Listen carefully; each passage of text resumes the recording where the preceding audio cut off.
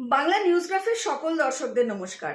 যে প্রসঙ্গে আমরা আজকে আলোচনা করব এবং আমাদের মধ্যে আমরা পেয়ে গেছি সুপ্রিম কোর্টের আইনজীবী সুরজিৎ সাহা বাবুকে।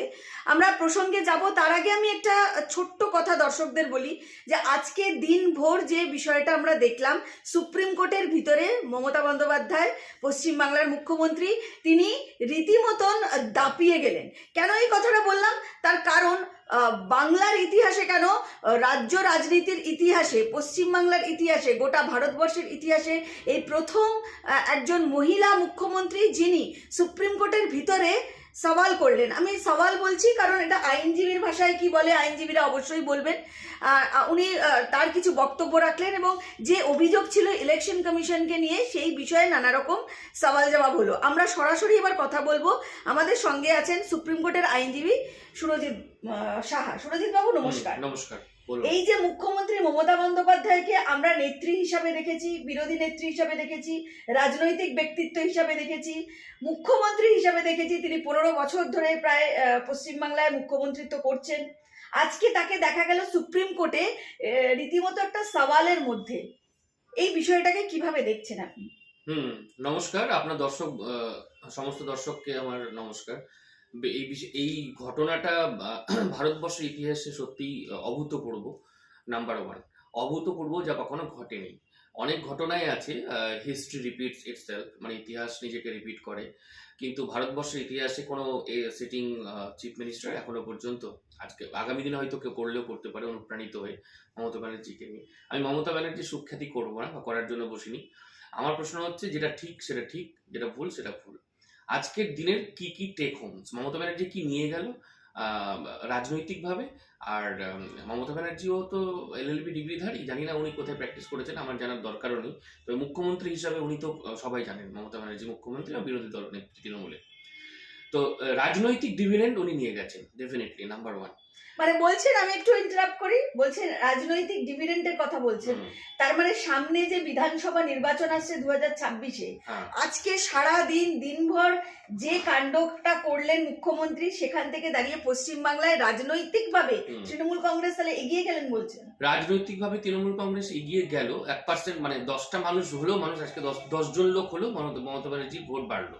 মানে এটা কি কারণে বলছেন ভোট বাড়লো? এই কারণেই বাড়লো কারণ পশ্চিমবঙ্গ কিন্তু আবেগে চলে, আবেগের মাটি পশ্চিমবাংলা।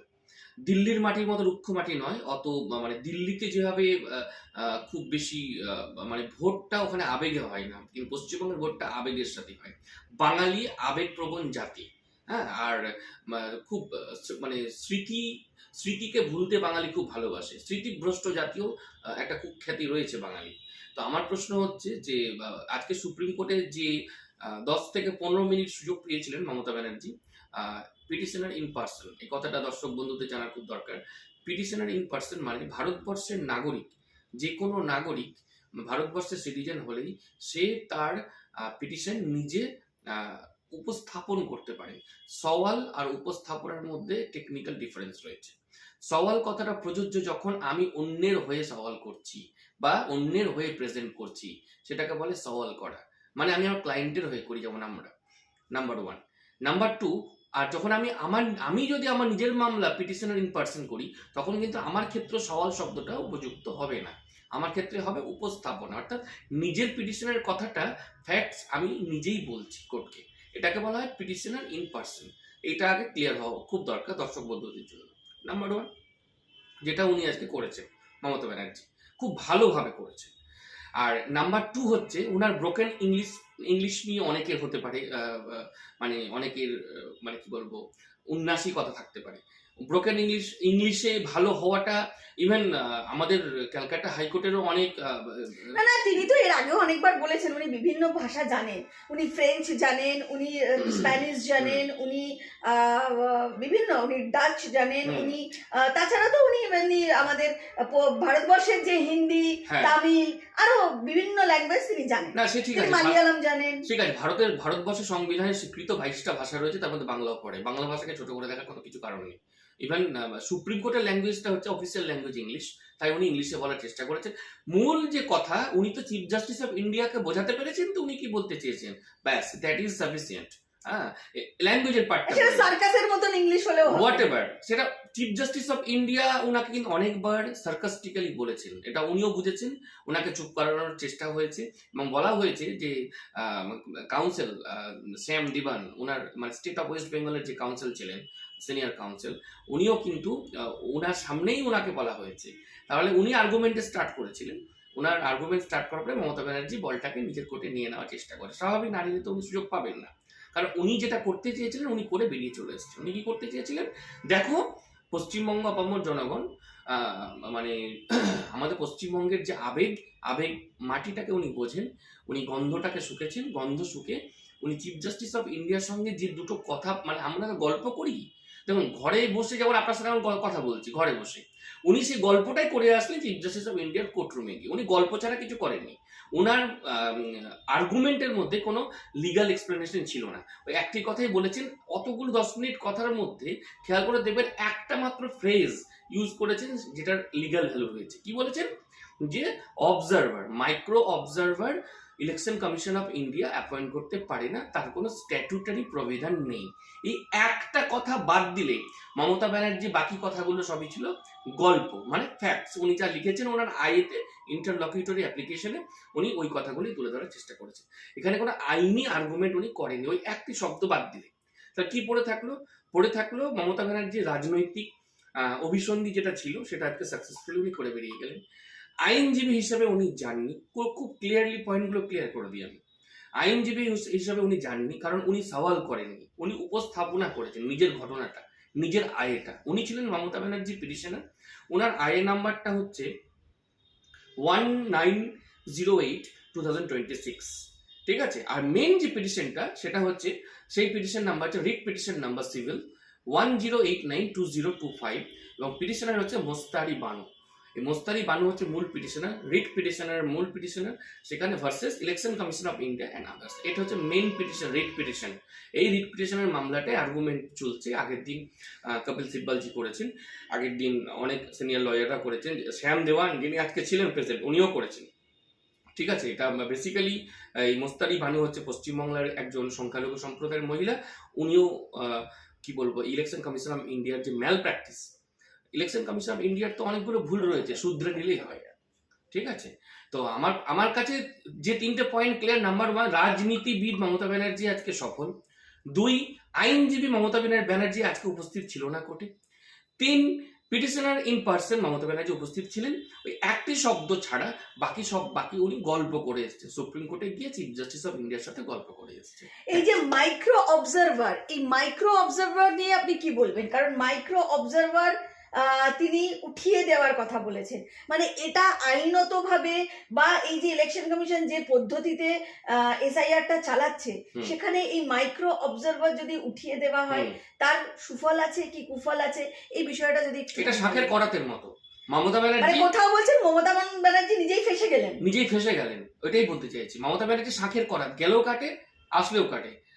ঠিক মমতা ব্যানার্জির এই মানে উড়িয়ে দেওয়া ফুল টস বলটাকে যা সিক্সার মেরে বেরিয়ে গেল ইলেকশন কমিশন অফ ইন্ডিয়ার লয়ে, যিনি কাউন্সিল ছিলেন।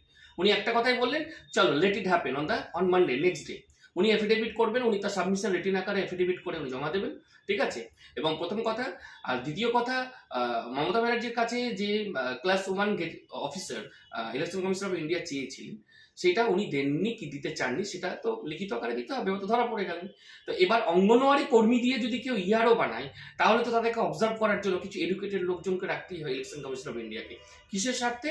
For free and fair election করানো। তাহলে কোথাও ইলেকশন কমিশনকে টার্গেট করতে গিয়ে মমতা বন্দ্যোপাধ্যায় নিজেই নিজের জালে ফাঁসলেন। নিজের জালে ফেসে গেলেন নয়, এটা শাঁখের করাত। উনি যেমন কেটেছেন নিজেও কাটবেন, সোজা কথা। শাঁখের, আবার বলছি, মমতা ব্যানার্জি ওই একটি শব্দই উনি, দেখুন উনি যা করেছেন গল্প করেছেন। প্রথম কথা, ওই স্ট্যাটুটারি অব্লিগেশন, ওই মাইক্রো অবজারভার পয়েন্ট ছাড়া বাকি সব গল্প কথা, নাম্বার 1। বাকি সব আমি উড়িয়েই দিচ্ছি একজন আইনজীবী হিসেবে, ওগুলো কোনো ভ্যালুই নেই। সুপ্রিম কোর্টের কাছে তো নেই, আমার কাছেও নেই, কোনো আইনজীবীর কাছে থাকতে পারে না, সংবিধানের কাছেও নেই। তাহলে কি একটা পয়েন্টই উনি লিগাল পয়েন্ট তুলেছেন, একটা পয়েন্টই শাকের করাত খেয়েছে। তাহলে তার জন্যই আইনজীবী হিসেবে না একটু প্র্যাকটিসটা করতে হয়, সংবিধানটা জানতে হয়। আমি এখানে আরেকটা প্রসঙ্গে যাব। কিছুদিন আগেই এই ইডির একটা মামলা চলছে, আমরা দেখলাম আইপ্যাক কাণ্ড, আইপ্যাক মামলাও হ্যাঁ চলছে। একদম।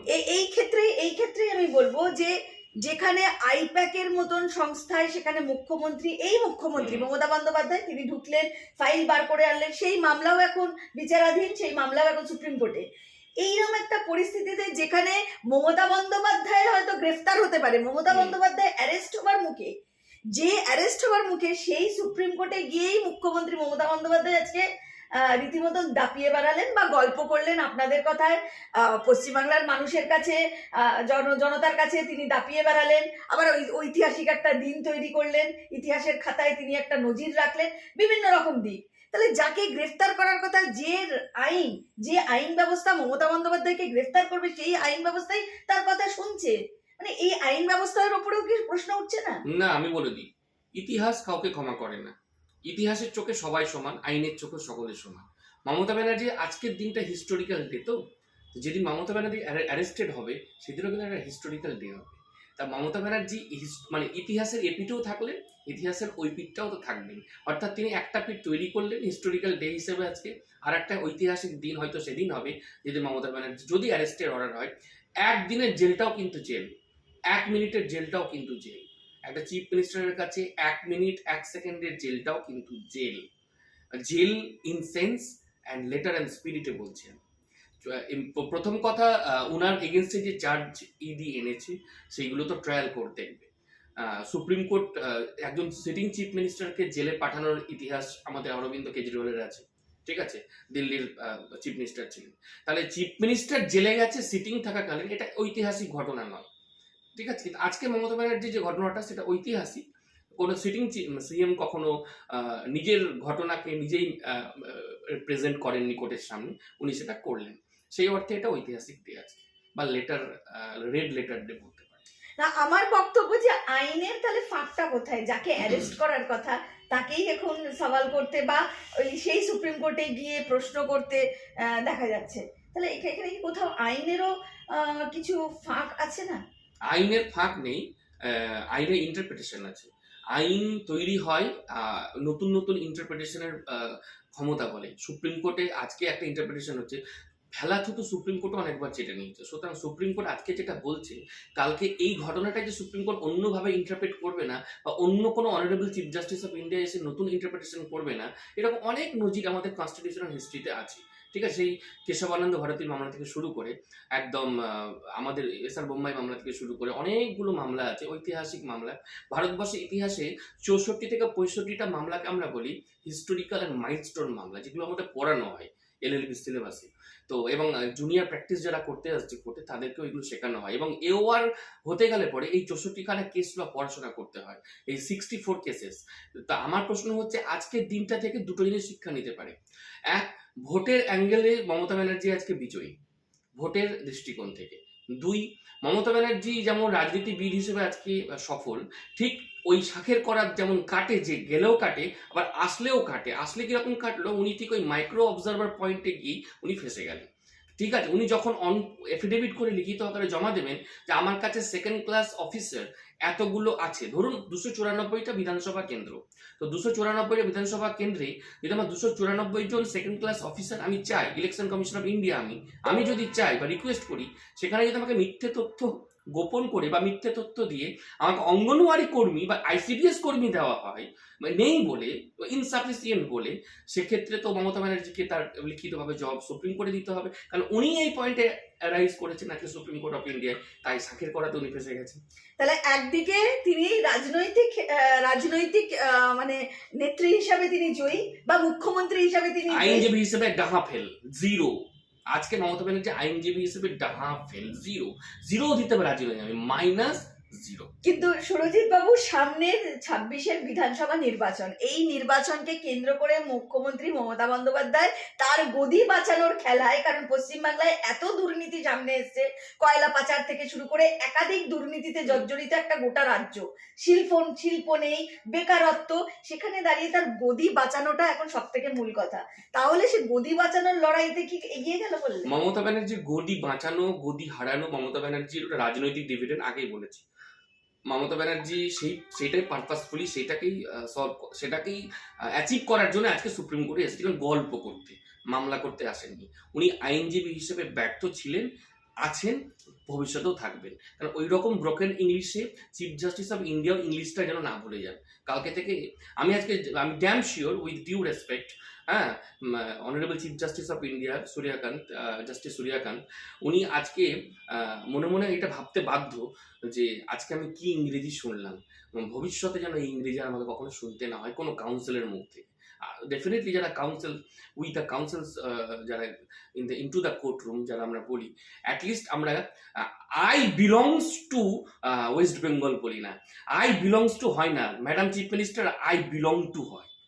ওকে, I belongs to West Bengal হয় না, I belong to West Bengal হয়। প্লিজ, এই বেসিক থার্ড পার্সন সিঙ্গুলার নাম্বারের যার জ্ঞান নেই, সে সুপ্রিম কোর্টে সওয়াল করতে আসে কোন সাহসে? সত্যি লজ্জার দিন আজকে, ধিক্কার বাঙালি হিসেবে, আমি ধিক্কার জানাই আজকের দিনটা। বাঙালি হিসেবে আবেগটুকু যদি সরিয়ে রাখি, বাঙালি হিসেবে যদি আমি নিরপেক্ষ হওয়ার চেষ্টা করি, তাহলে আজকের দিনটা ব্ল্যাক ডে। মমতা ব্যানার্জি রাজনৈতিক ডিভিডেন্ড উনি নিয়েছেন অনেকভাবেই, সিঙ্গুর থেকে শুরু করে, নন্দীগ্রাম থেকে শুরু করে উনি নেন। এটাই উনি করে এসেছেন। উনি মিথ্যার জাল বুনে দিবা স্বপ্ন দেখিয়ে উনি সিংহাসন দখল করেছেন, এখনো করার চেষ্টা করছেন, এবং সেই প্রচেষ্টা আজকেও করলেন এবং সফলভাবে করলেন। অসংখ্য ধন্যবাদ। আপনি অনেক ব্যস্ততার মধ্যে আজকে বাংলা নিউজগ্রাফকে সময় দিলেন এবং ভালোভাবে বোঝালেন যে এই মাইক্রো অবজারভারের ফাঁদে পড়ে মমতা বন্দ্যোপাধ্যায় নিজেই কিভাবে ফেসে মাইক্রোস্কোপে পড়ে গেছেন। মাইক্রো অবজারভারের ফাঁদে পড়ে মমতা ব্যানার্জি মাইক্রোস্কোপে, অর্থাৎ সুপ্রিম কোর্ট অফ ইন্ডিয়ার মাইক্রোস্কোপের তলায় পড়ে গেছে। একদমই বাংলা নিউজগ্রাফের দর্শকরা, আপনারা বুঝতেই পারছেন যে মুখ্যমন্ত্রী মমতা বন্দ্যোপাধ্যায় তিনি সুপ্রিম কোর্টে গিয়ে বাঁচার জন্য গিয়ে বা রাজ্যবাসীকে বাঁচাতে গিয়ে নিজেই ফেসে গেলেন, কি না মাইক্রো অবজারভারের প্রসঙ্গ তুলে। অসংখ্য ধন্যবাদ, আপনারা এতক্ষণ আমাদের সঙ্গে ছিলেন এবং অনুষ্ঠানটি দেখছিলেন। নমস্কার।